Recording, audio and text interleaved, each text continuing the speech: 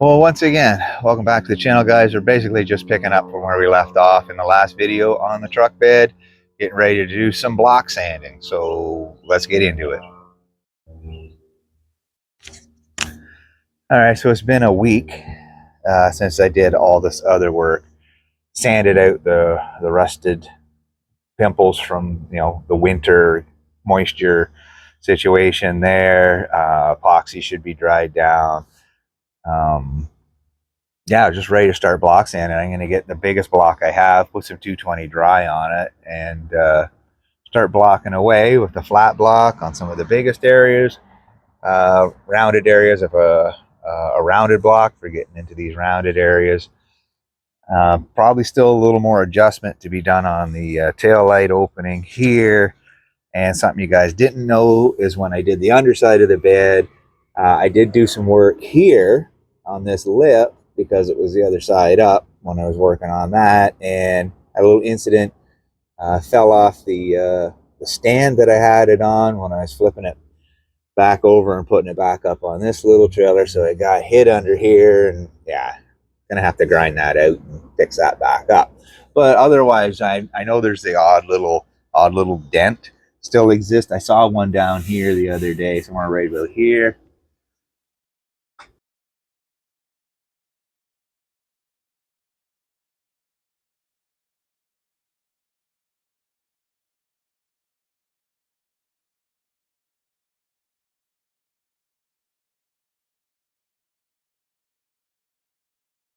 All right, I've been working away on this particular area through here with long block.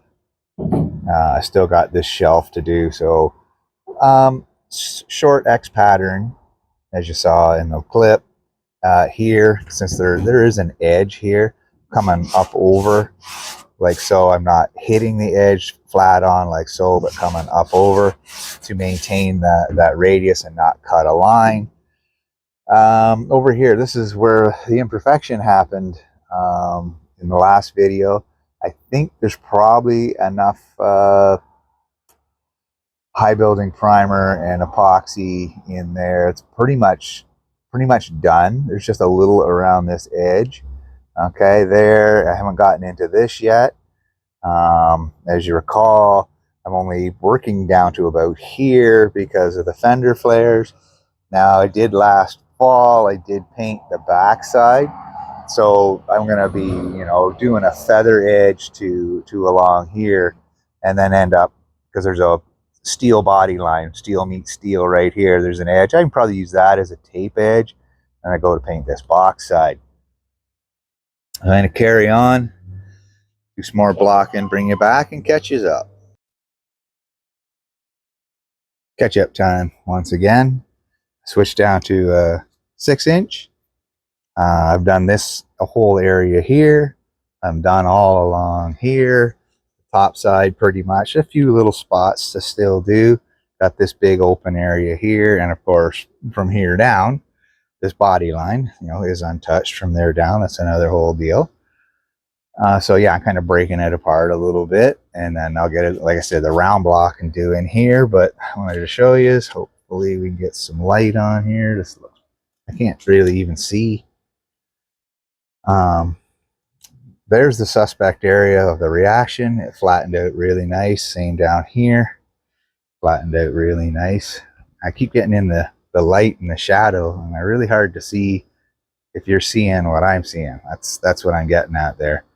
But yeah, I can carry on. I'm about 20 minutes into this project, and I'm a third done, so it's probably about an hour to this will be all finished out. Now there's a little spot here. I found a little more of that winter rust, and I dug it down, and now there's a little, I can feel in the metal there's a little spot, and I have to top that up with a little fine filler, but otherwise moving right along. Okay, so everything's all blocked. It kind of turned into a all-day affair. Things happen. It's a nice summer's day. Want to go out for a minute and see other people, and then people come over and whatever. The neighbors. He came over with his young fella, had a big swim in the pool, and he entertained, and it's all great. And now I'm at the point where it's time to you know, cover in these bare areas with some Transtar 2-in-1 just to cover them up, and then knock 2 coats of a high build primer over everything else. The only thing I didn't get done was down under here, and it's not a big deal. I can get back to it. It's not a show truck, okay, but it's still gonna look nice.